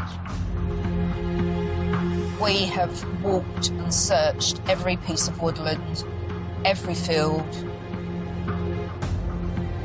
every bit of grazing land. There was a sort of lingering hope that she'd be found, you know, maybe she was injured or something, or, you know, something had happened, but she was okay, and that they would come across her. But the longer it went on, there was just no news at all about anything like that. With no sighting of an injured Sarah within a 5-mile radius, police check her digital footprint for any clues into her whereabouts. The police looked at her telephone evidence, they looked at billing data, they looked at banking evidence, all various sources of evidence, looking at hospitals to see whether or not there was any trace of her. There was nothing, no footprint at all digitally of Sarah from that point onwards. With Sarah seemingly having disappeared without a trace, detectives tried to delve into her life. We spoke to many people, her family, her friends, and other people in the community, people that Sarah had as clients. We were trying to build up that picture of Sarah. She was a happy person at the time. She had just secured a brand new job offer, which she'd accepted, which came with a fixed salary and a company car. No doubt whatsoever that Sarah would disappear like that. She was so happy. We'd had a drink on the Friday, she was happy. She was full of life. With all logical avenues as to Sarah's whereabouts exhausted, police start to suspect something more sinister has happened. The days went by and we started to realise that something had probably gone wrong. My suspicions became raised that something had come to cause Sarah some harm rather than Sarah having just taken herself away. I then was considering, well, who may have caused Sarah harm? Had Sarah gone out and met somebody that was pre-planned, and that person may have then caused Sarah harm? Had Sarah had somebody come to the address and he had taken her away? But who would have done such a thing? Suddenly, everyone known to her is under scrutiny. We actually had the police turn up at the house to see if she was there, and it's like, no, we, the ones who got someone to phone you, she's obviously not here. But obviously they've got to do their job, they've got to come around and check all addresses that she might be at, things like that. So I understand, but turning up to the address where me and my brother are living. Despite searching multiple addresses of family and friends, there is no sign of Sarah. And when they speak to Ben again, he admits that despite playing happy families, there's more to Sarah than meets the eye. He went on to say that Sarah's life is a bit strange. It was a bit weird. He said Sarah often would go missing, would often disappear, would go away without telling us. That actually she would go off and meet other people. Suddenly, police are met with an endless list of suspects. Did Sarah secretly meet someone she knew that evening? Police begin to look closely at anyone Sarah might be romantically involved with, including fiancé Neil, one of the last people Sarah spoke to. The police came round with a search van on the Friday. They were there for a couple of hours because we sat down and they were asking questions, chatting about lots of different things, lots of possibilities, everything like that. Neil tells police that he had a brief conversation with Sarah on the night she went missing. That night I phoned her at 24 minutes past 9. We had a 15-minute conversation and then we exchanged a couple of texts after that, which was normal, and then we said goodnight.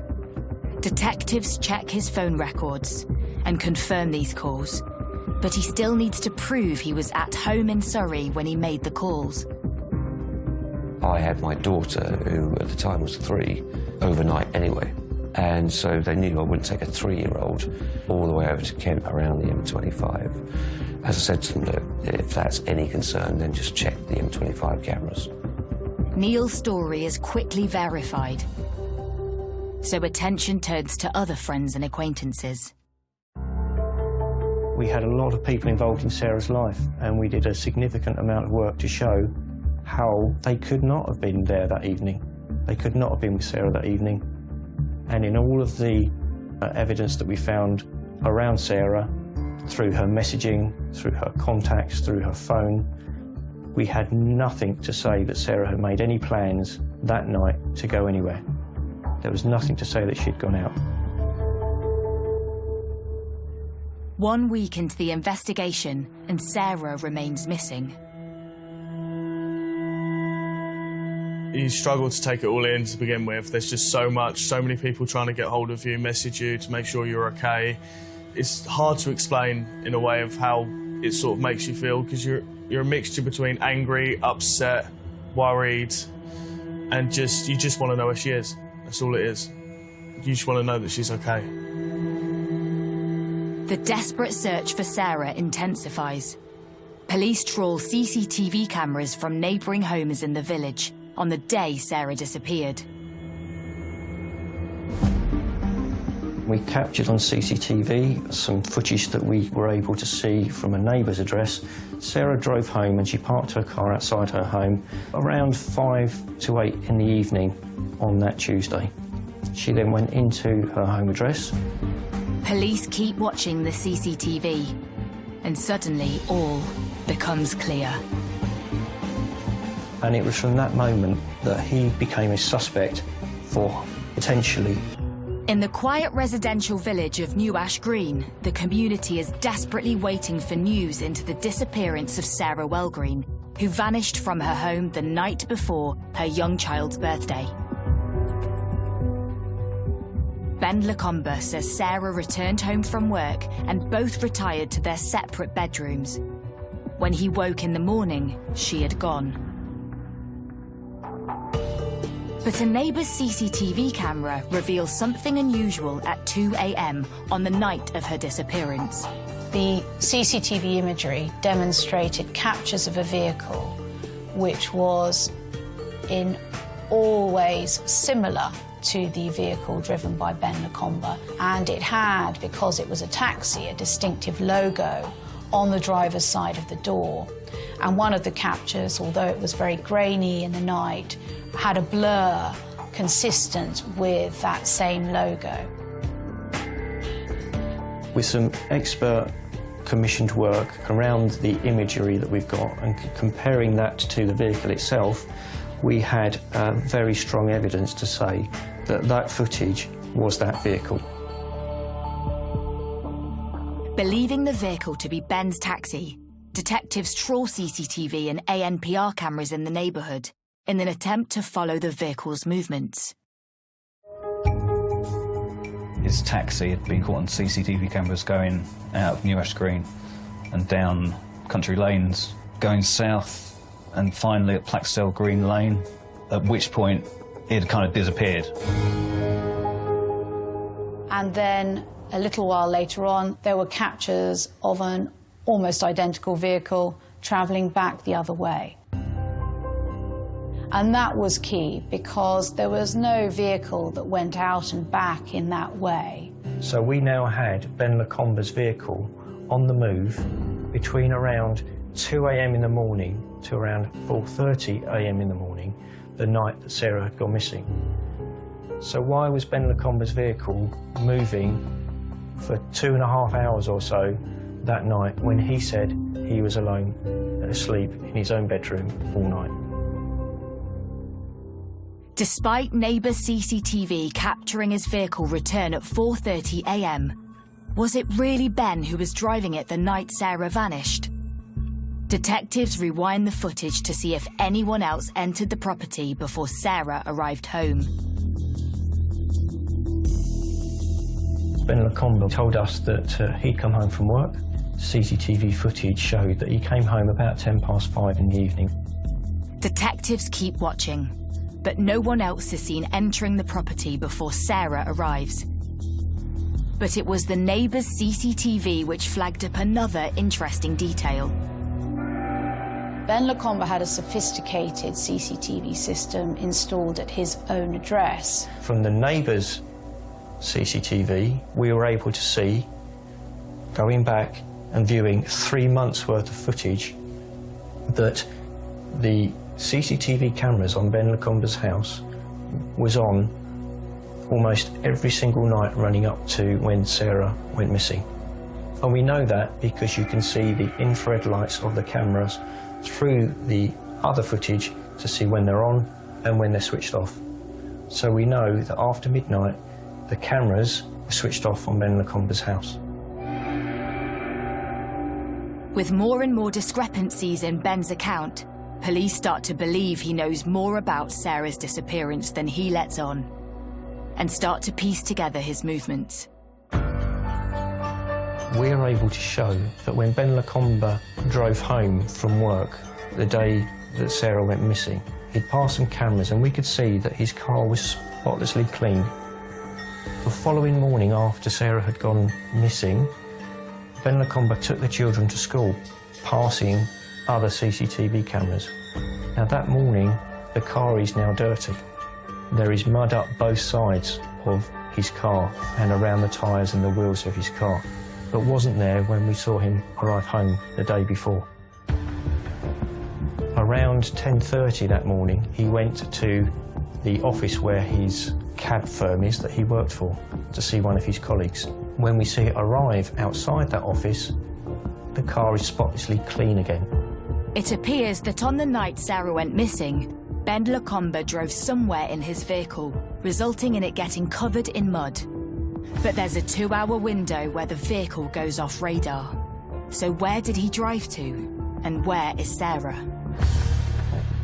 Having carried out some good old-fashioned detective work, and despite not having found a body, police make a decision.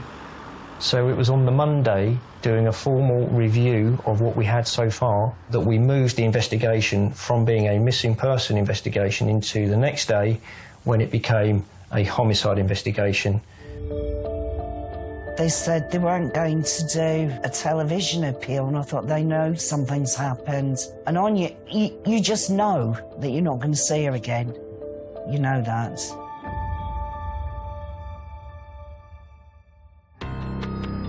Police believe Ben Lacombe murdered Sarah, but with no cause of death or clear motive, need to work harder than ever to build a case for an arrest.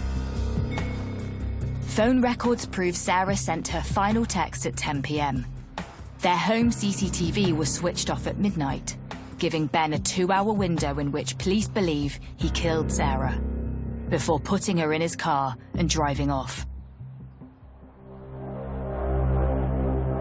The defendant having driven to some kind of deposition site, a grave where he had disposed of Sarah's body. And then returned along the same route, where he's picked up again on CCTV. There was mud on his car the next day, which he had cleaned off promptly before going to the taxi office. It was a pre-planned murder that Ben carried out. He killed Sarah. And myself and my team at the Major Crime Department, we instigated plans on that day to have Ben Lacombe arrested on suspicion of the murder of Sarah Welgreen.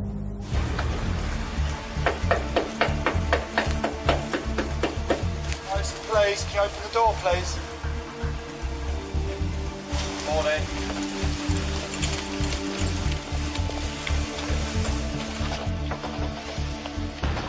Morning. The Venice, please. Just sit up first, chest, hands with it. Okay. Right, sit up first and let you wake up and I'll explain what's going to happen.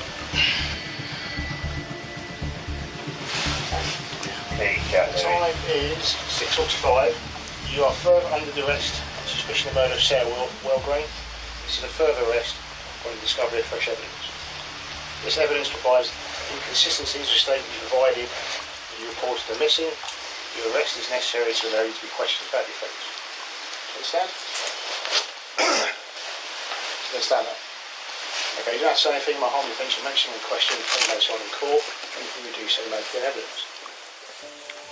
When I found out that, he'd actually been arrested for murder, there's a feeling of anger, hurt, hate, all of the things that you'd associate with your partner being killed. It's just a massive shock to the system. It's just unbelievable what goes through your mind. Now all the questions is where is she? What did he do? How did he do it? Did she suffer? Was it quick? You just don't know the answers to it. Okay. So you are under arrest today on suspicion of the murder of your ex-partner, and I understand you still live in the same address. That's Sarah Welgreen.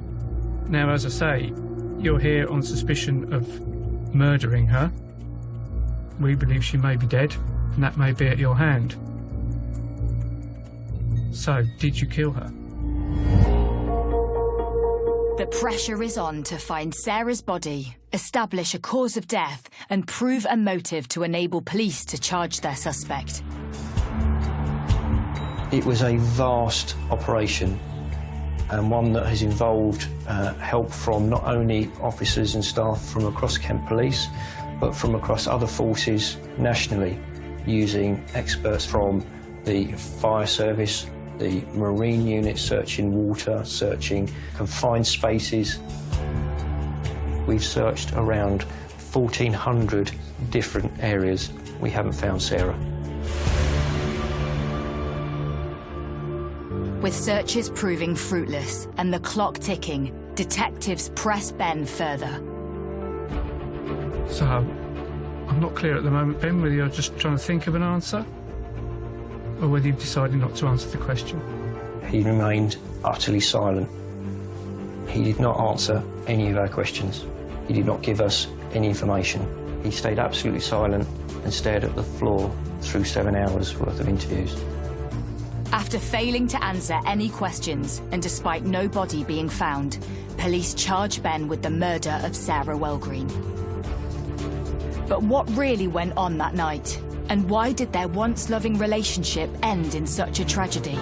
In a Kent village, the body of mum of 5, Sarah Wellgreen, has still not been found, but police pursue a case of murder and have charged 38-year-old taxi driver Ben Lacombe.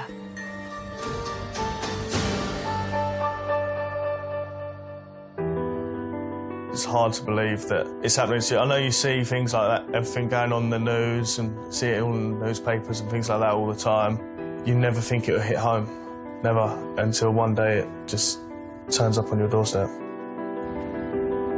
In September 2019, the trial into a no-body murder case begins at Woolwich Crown Court. When you prosecute a case in which the body of the deceased has not been found, it presents unique challenges in the trial. And those challenges is to demonstrate that the defendant that you're prosecuting is responsible for killing the deceased. The prosecution reveals to the court a conversation between Ben and police a few days before he was arrested. We asked Ben Lacombe if we could take information from his mobile phone, and he said to us that actually he wouldn't give us his phone. It was very late. He wanted to go to sleep, and he would give us his phone the next day. As it turned out, and what we later captured on CCTV, was that Ben Lacombe didn't go to bed. He left the address. He travelled around and went into the Dartford and the Greenhithe area and parked up for a few minutes late at night near the River Thames. There was CCTV footage of the defendant in the pouring rain, desperately trying to get rid of something. And the prosecution suggested that that was the defendant trying to get rid of his own telephone. We knew from other evidence that he had purchased a new telephone in the days that followed Sarah's disappearance. And he was obviously keen to get rid of his own telephone, a telephone which could have given the police an indication of his whereabouts on the night of the 9th of October. The prosecution reveals further evidence linking Ben to murder. Although the police didn't know exactly what had happened to Sarah's body, they knew that there had been a period of an hour and a half or so where that vehicle had disappeared. And it seemed likely that as part of the planning, Ben Lacombe had already chosen where it was he was going to dispose of Sarah's body. It may even have been that he had already dug her grave. When we did a search of Sarah Wellgreen and Ben Lacombe's home, we found a very large shovel in his shed. The defendant's account of why he needed a shovel of that type at his trial would later become that the shovel was there for his mother to use to tend to the flower beds at the front of his property. Well, on any view, the flower beds at the property didn't require a shovel of that size, and the explanation given just simply wasn't a credible reason for having a shovel of that type. But it was a shovel that was relatively new in its appearance and was consistent with the type of implement that someone would use to dig a grave quickly.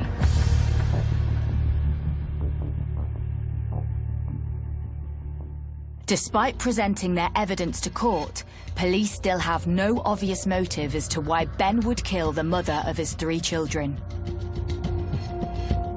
But as the trial unfolds, more information about the couple and their relationship comes to light. Ben Lacombe was born in Greenwich, grew up in Charlton. Early 2000s, he moved to Mallorca, where he was hoping to find work as an airline pilot, or train as an airline pilot. In December 2004, Ben met Sarah via an online dating site. In the beginning, when Ben first met my mum, from what I could tell as a child, he was a nice bloke. From what me and Jack had seen, he was all right, he was nice. And Everything seemed great, really, to begin with.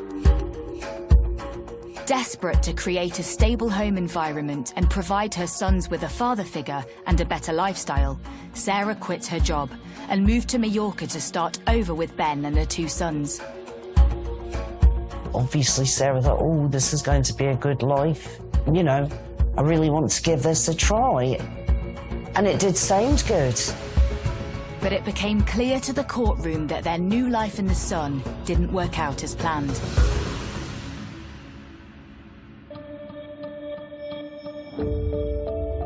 Unable to speak the language, Sarah couldn't get a job and missed her family and friends back in the UK. Ben's dream to become an airline pilot failed to materialise, and instead he worked a low-paid airport job. In the end, they moved back to England. By that point, they'd had their first child together, and they moved to New Ash Green. The couple settled into village life. Sarah got a good job while Ben started working as a taxi driver. But cracks soon started to appear in their relationship. They muddled along, arguing, bickering, fighting for months after that. And they finally split up. Sarah had made her mind up. She'd had enough. But if Sarah thought splitting with Ben was going to be easy, she was mistaken. He threw her, Lewis and Jack out on the street, keeping their 3 youngest children inside the house with him. I was angry with Ben, but that had been built up through a few months of just listening to the arguments and things like that, and then that just throwing us all out, it was just unfair on us, really. We had nowhere else to go. The next morning, Ben already had a court hearing arranged, and he stated in court that Sarah abandoned her children. Could he have custody? And he was awarded custody.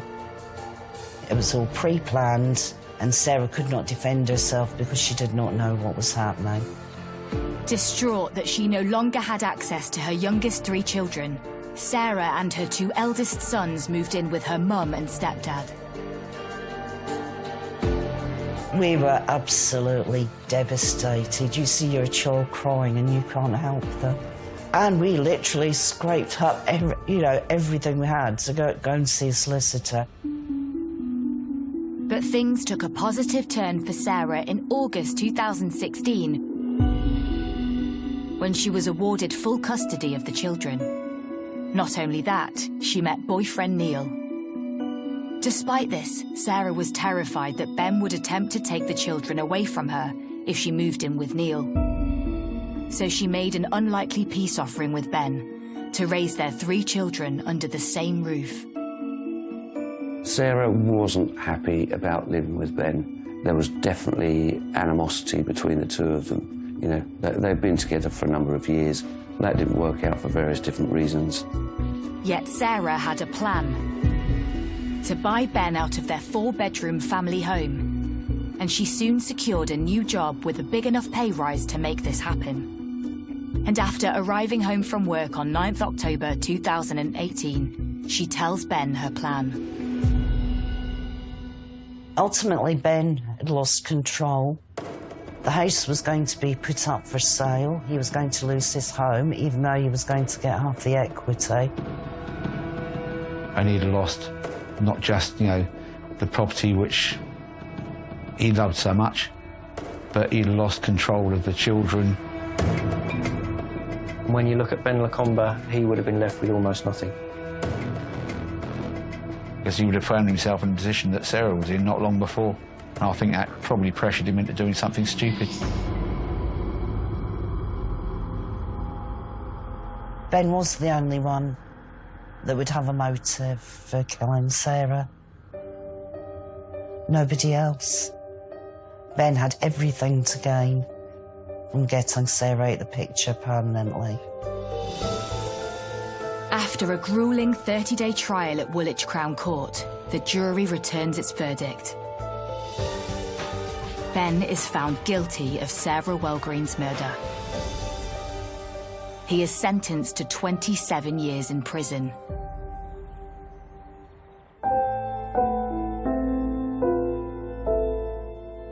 "27 years for Ben Lacombe is not enough. Ben Lacombe should never see the light of day. until he admits to those 5 children where he's put their mother. I've got one child who came home crying the other day because they wanted their mummy to pick them up from school one last time. So no, not enough.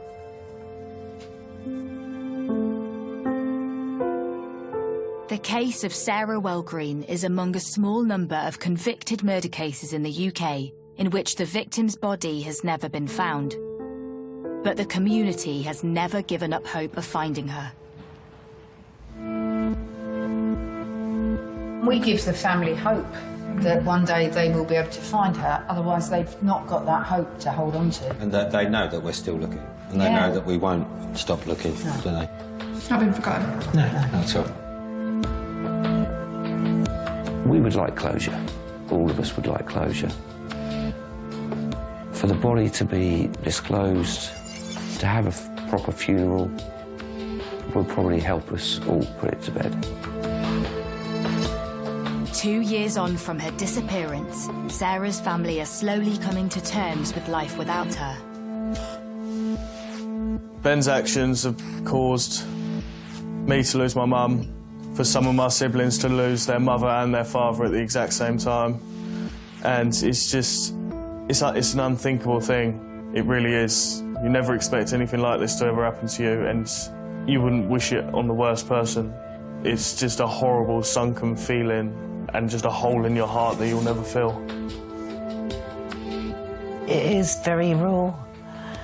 There's not a day goes by when you don't think about her, whether it's something that's played on the radio, or you see something, oh, Sarah would like that, or something the children say. Yeah, there is never a day goes by, and I don't think that will ever change for any of us. And until she is found, the question remains, where is Sarah Wellgreen?